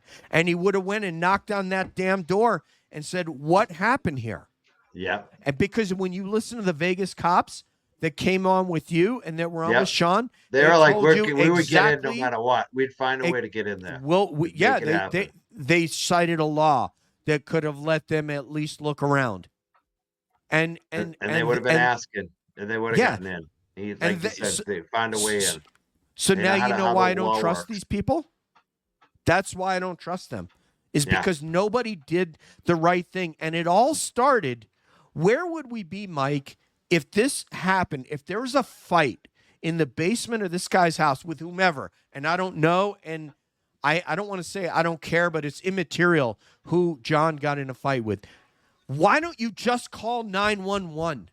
Call 911, have the ambulance come, put pressure on the guy's wound with a towel and a Stop and Shop bag or something, and the guy lives, and then you go to work and you call the we talked about this. You call the duty desk at the Boston BPD. You tell them what happened, and then you go and you beg for mercy the next day. And what happens? You're reprimanded, right? And then there's some sort of an inquiry, but you're not fired. Obviously, you're not going to be fired. And John O'Keefe maybe files a complaint, but the union gets a hold of him, and he's pissed, and they never talk again, and he recovers, and he goes back to work. But instead, he couldn't call 911. Why didn't he call 911 when the injury happened, regardless of who hit the guy and how? A fight got out of hand. There's a bunch of drunk people, and a fight got out of hand. Why didn't he call 911? I think there's a pattern here of people getting away with stuff. So I think that's why they don't call 911. They're just used to fixing things and getting away with things. And I think that if it hadn't been for Turtle Boy and these attorneys and everyone else, they probably would have gotten away with it. Like they always get away with it. So that's what I think that they know how to work the system. And I think that's pretty clear at this point, because we watch them do that over and over again. They are operators. They know how the system works. They know who to call. They know where all the bodies are buried. They know who's done what for who. Yeah, I mean, in the mindset. So now I want to place you into CPD right now. What is it? If you know from the hallways, you know that something's happened, and you know this woman didn't do it, and you may be aware that Officer Barrow said that there was a cracked taillight with a piece that fell down inside, and you know that having watched the trial, which everybody saw, that they smashed the hell out of that taillight. How do you justify that in your mind? What do you think is in their mindset? I know that there was at least, Sean had talked about this in the bad. There was somebody apparently that left Canton Police shortly after. So maybe you find another job with a different police department and then you go talk to the feds. I mean, who knows, right? I mean, the Fed spent this. One of the things that was shocking, a couple things that were shocking to me recently, that we found out the Fed spent $500,000 in ARCA. That's a big investment, even for the FBI. Like that A lot of money. shows, that they obviously didn't trust what was going on, that they were willing to spend $500,000,000 to find out what actually is going on. So they obviously don't trust the DA's office and Canton Police. And just like this week with Kevin Albert getting his job back. Yeah. You know, I got to think if No you're shame. Michael Proctor right now, who isn't going to get his job back, you got to be thinking about talking too, because they're not. Michael Proctor's getting screwed. He's done. Where Kevin Albert, his life is going to move on, and we don't even know from the Canton Police or the Select Board. They said they hired a third-party independent investigator of this. Yeah. Who was it? Who got hired as a third-party investigator? And Judge Beth's is there a report? cousin-in-law. Why? Like in most cases where you have a scandal like this, you have to hire a third-party investigator. Usually, what happens in most towns that aren't corrupt shitholes like Canton, Massachusetts, with the crappy select board and the police chief who are like Mickey Mouse show, usually they'll post it up and say, hey, this is what we can release to the public from the third party investigation. None of that. We have no information. We don't know what they investigated. We don't know what he did. We don't know what the police chief did. We don't know who even investigated. Like, there is no information coming from them. It's so shady. And I just think that at this point, you would think that they would actually get a clue and actually do things a little more professionally, especially when you have the FBI there. But again, I think it's there's a reason for that, right? They're still in cover-up mode. It's like Watergate. It's like, we can't talk because we're afraid you'll find out what we did. So we can't even release basic information. Yeah. I think that I think what's going to happen though is hopefully is that in this case one of these guys like Proctor, I don't know what he's thinking. I don't know what he's making as a PI. You know, if this is going to make him turn. I want to make sure I star this for your thing. But yeah, if you want to get at Mike Crawford and make a donation to his efforts, which go farther and wider and deeper and have gone on for a longer period of time, then you can see Cash App. It is Mike Crawford D1. And then Venmo, it is Mike Crawford TYJ. And we'll at the end, Julie's got your information that I can put up on the screen. Plus, all the show notes for this podcast will have everything that Mike has on his LinkedIn. So let me get that out there right now. So yeah, I like to think that that there is something that they can do, that the crash daddies, if they're engaged again. And one of the things, Mike, I wanted to pass by you, and you guys have you got questions for Mike, you got about 7 minutes to get him in there. I think that they should get a like vehicle. I think that they should have one of those, and I'm not trying to be funny here, a crash dummy that they use that is made of the biological like material. Often they'll put animal guts inside, and it's made of a certain type of construction whereby that it is as pliable and as rigid as a human body, and it has a sort of exoskeleton that keeps it taut.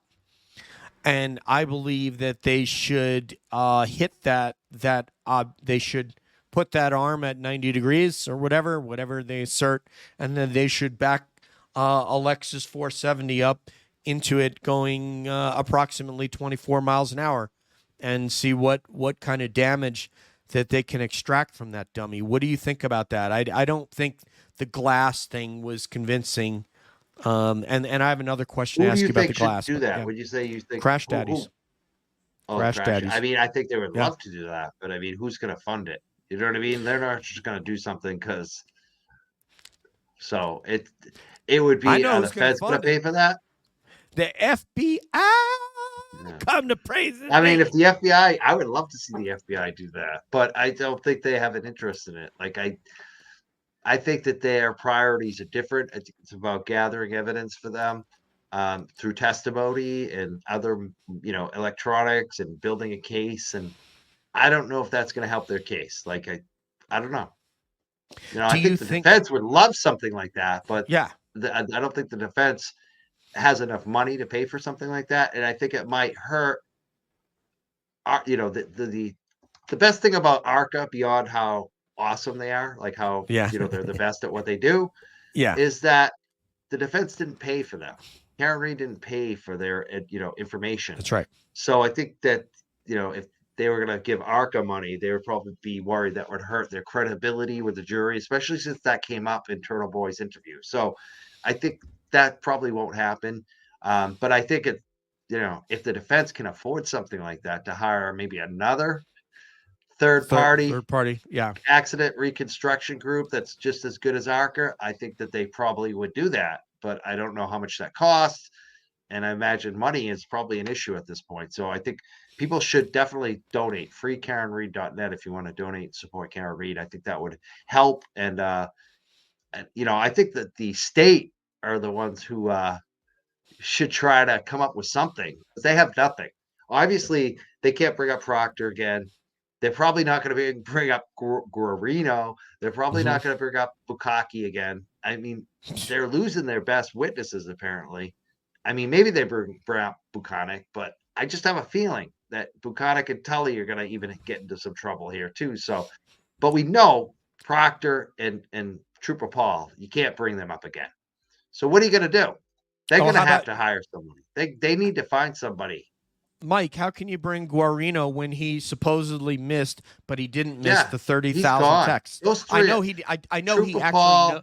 He knows those texts exist. They can't bring them up. Those three are done. He knows those texts exist. He knows that.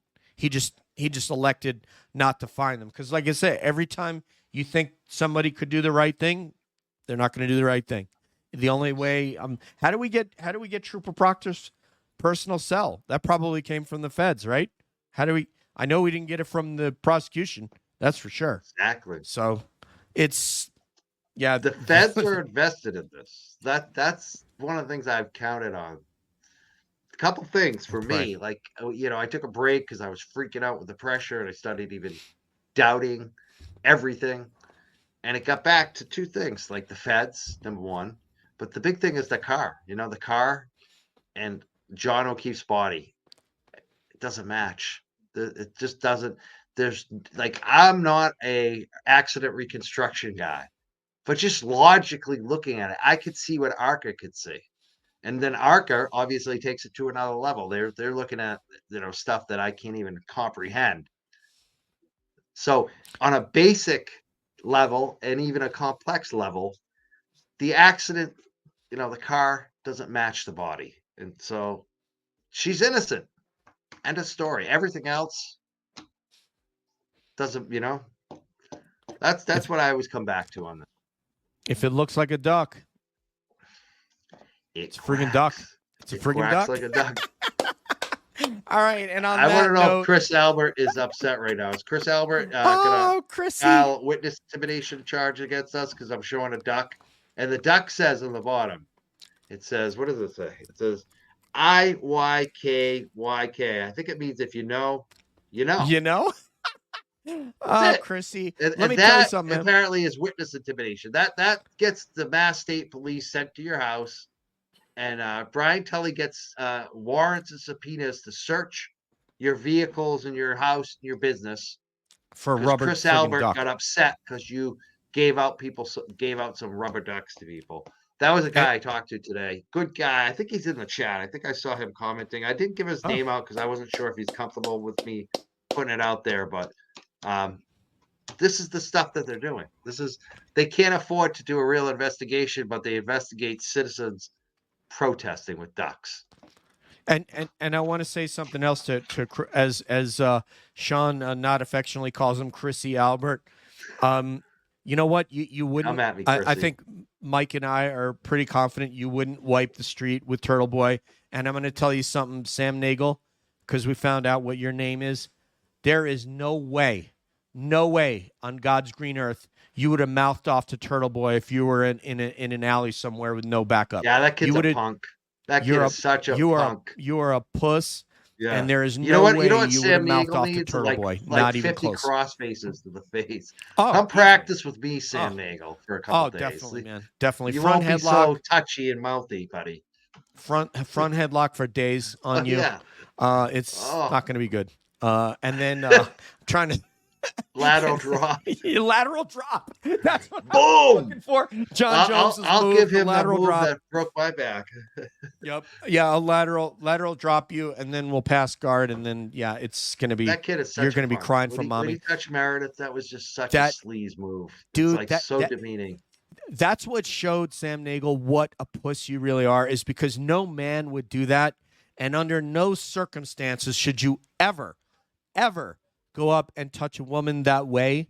And if you want to beef up with Turtle Boy, I bet you he will meet you somewhere, and you're not. And when he walks away, you're gonna be looking at the stars or the sunshine.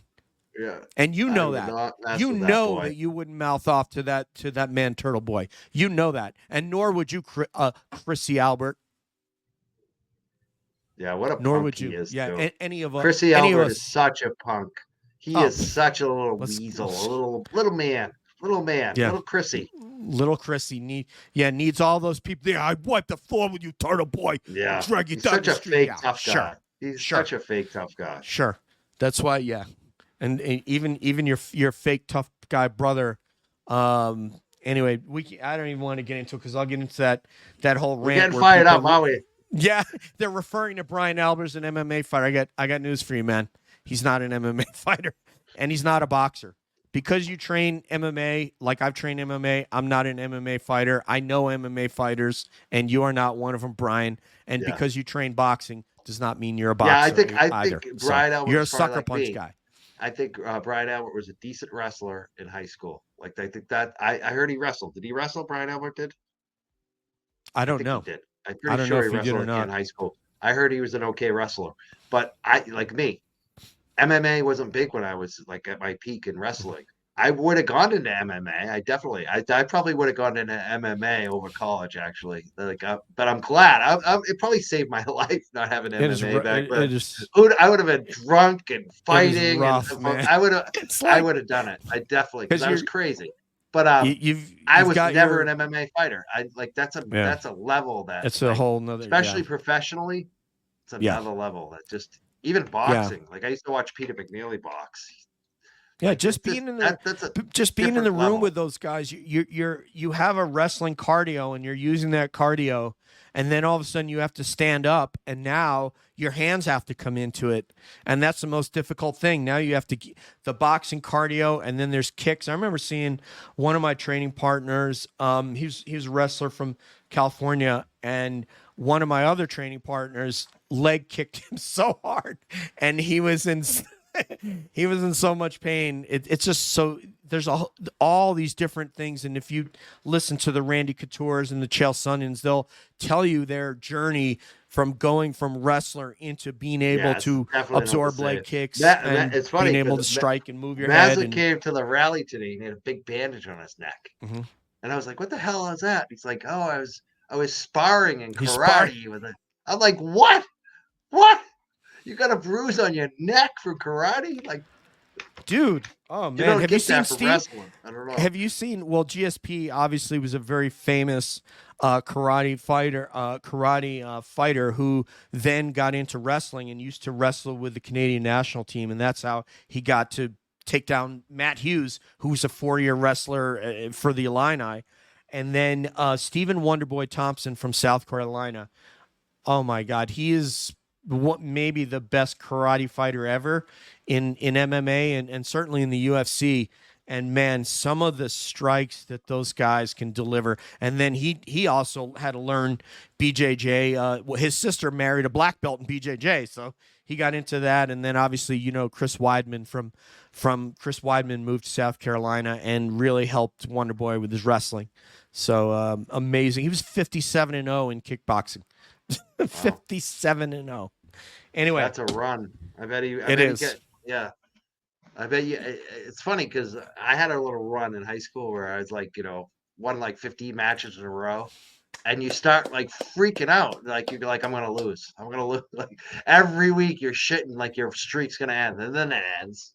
It always ends eventually.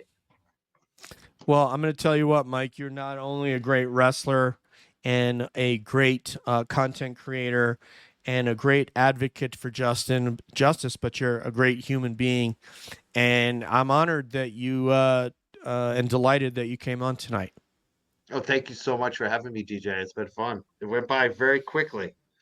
It Yeah, did, man. it We could did. do a whole one on music. Mike and I can We do one on could. music, We could. and you guys can tell us your favorite bands and all your Favorite stories from concerts. songs. Yeah. Yes, I got another one. absolutely. I'll go back to Go ahead. I got a couple Go more ahead. Boston acts I love. Like I said, I love Okay. Jay Giles.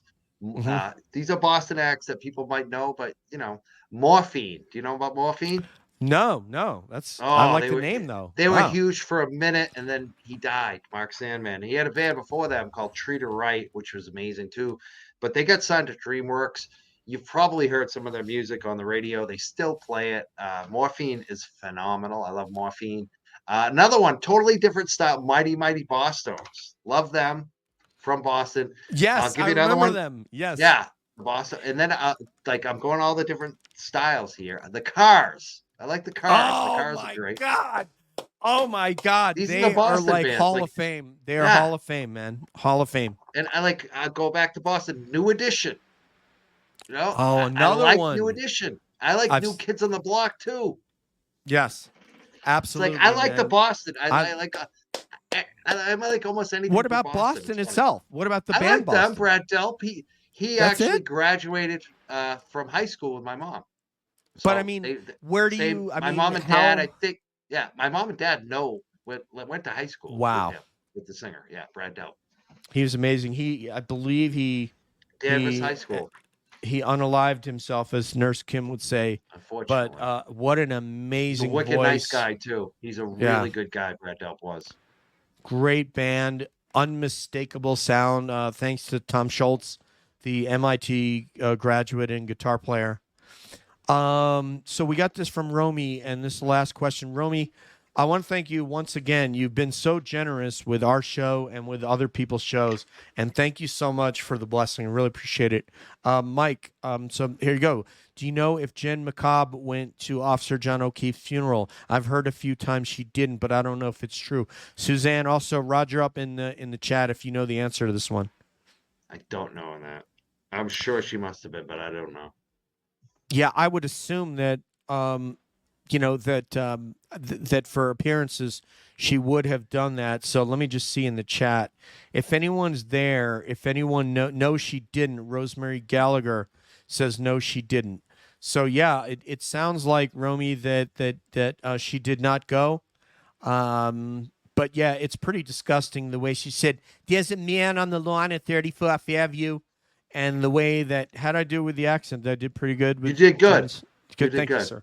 I need Now, that. I love them seeing Boston bands thrown out in the chat. Someone said the Fools. I love the Fools. I booked them once for the Freedom Rally. The I got an uncle that's friends with one of the Fools. Right now, my family. That's the Fools is the band like my parents liked and the kids liked them. Like we all like them. They're like the Fools are great. I love them. Any of those bands from Boston, like the garage bands too. I know the Fools were a little more comedy too, but like so many like people talk about the Atlantics. I learned so much of the music from my girlfriend too, like the band she plays. I also like the hardcore, like SSD from Boston. They were great. And like Gang Green. I said Tree earlier.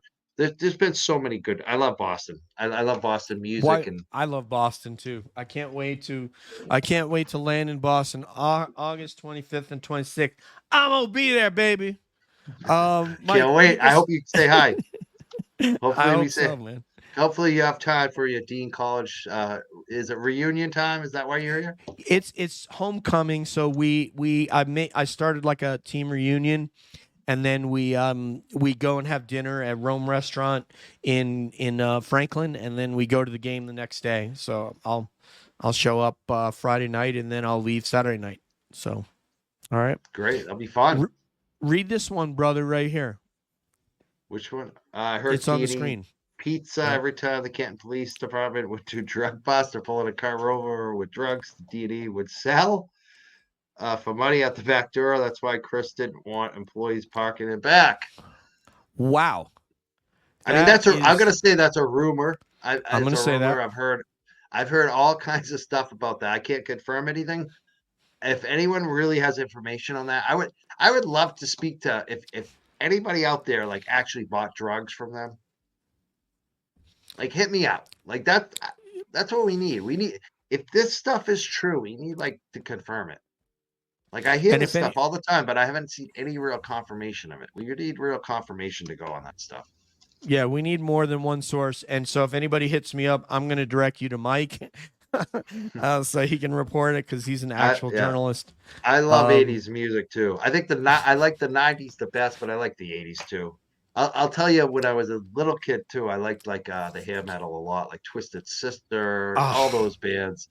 You name it, I like them. I like this band called Dawkins. I loved. I used to love them.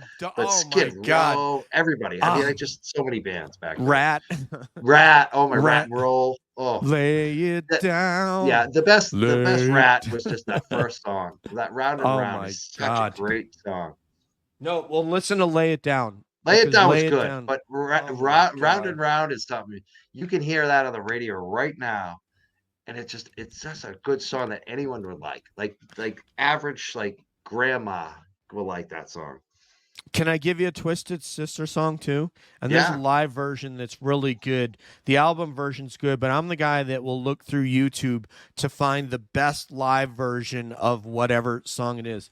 And there's one called is it called? I almost said The Case, which made me think of that. The Price. The price. You gotta pay. Yeah, I like that song. I love that. That was from the second album, I believe, right? Or third. It's one of the follow-up albums. Yeah. Yes. Yeah, I bought that one as a kid. Definitely.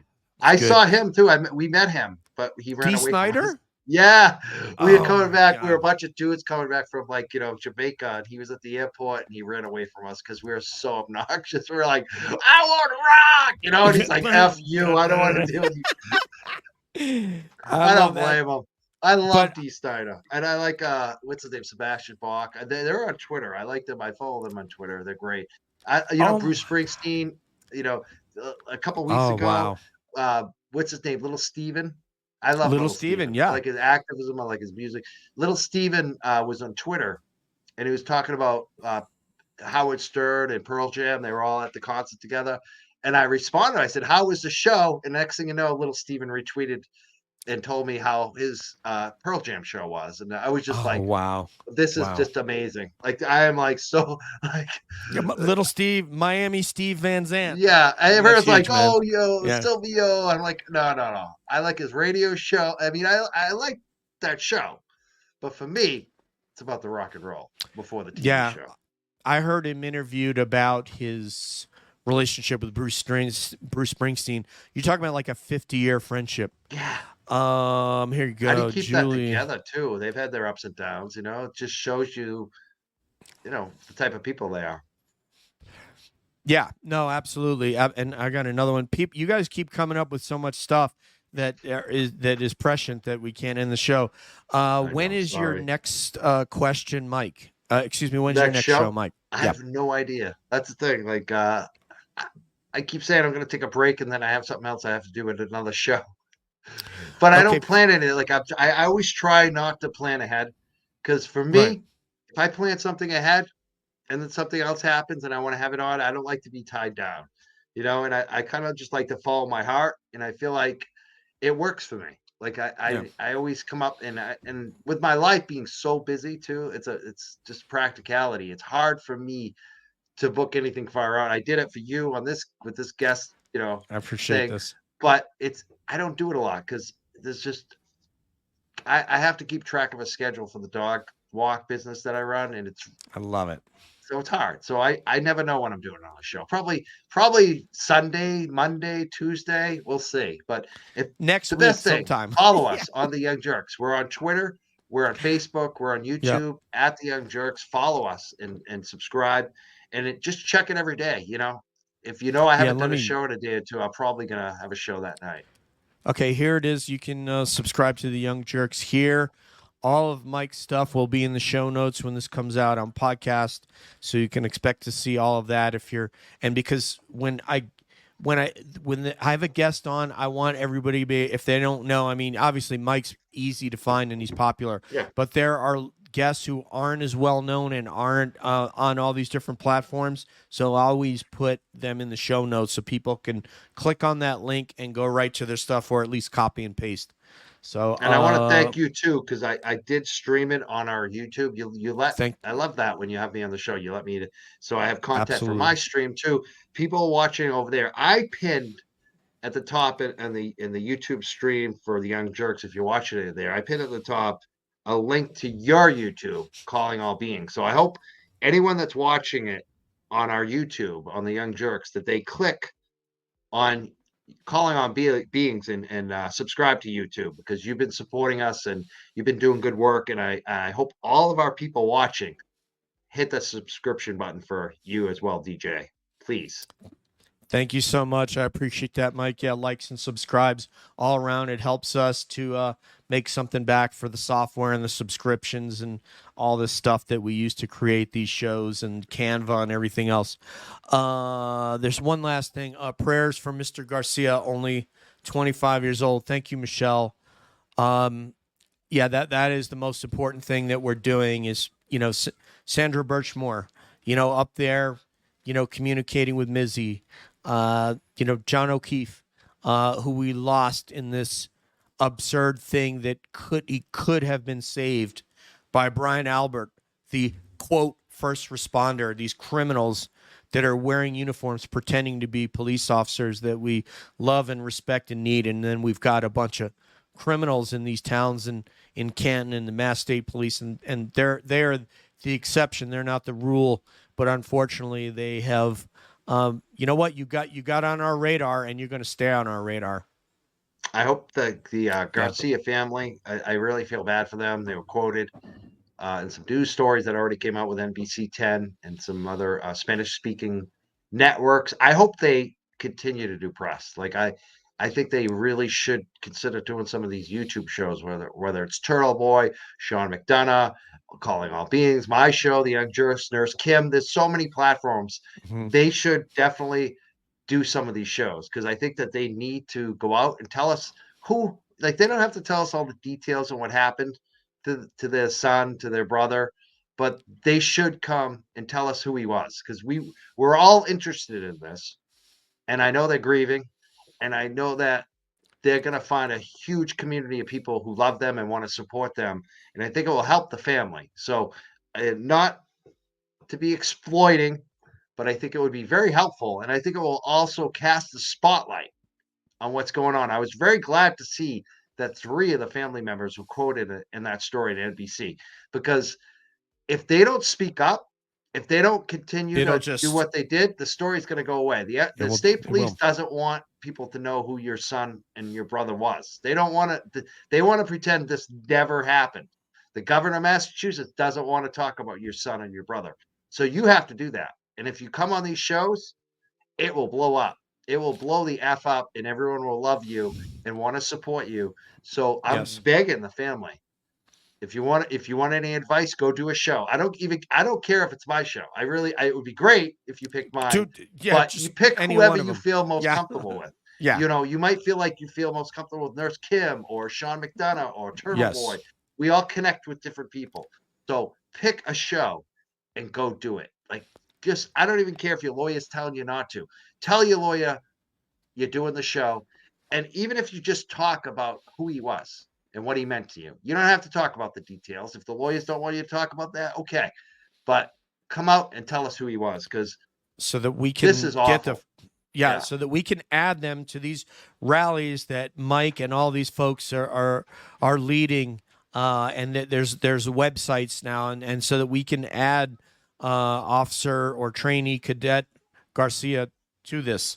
So yeah, please contact us, and thank you, Mike, for solidifying that, and all of you. Well, first of all, we have Suzanne, in the chat. All of you investigators out there, see what you can find out about this, because we know that you will find out what happened.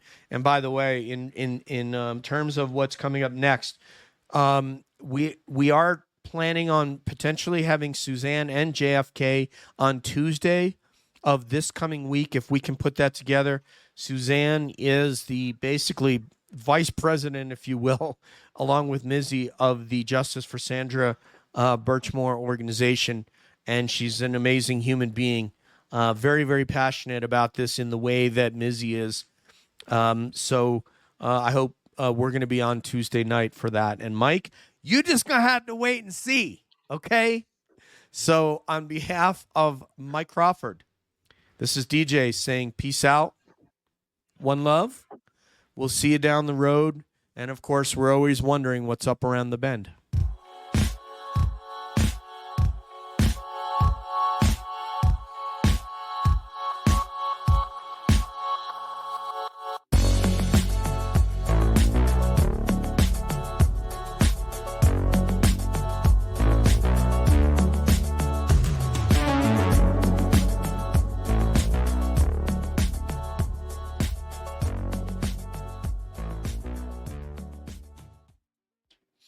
Hey, Mike,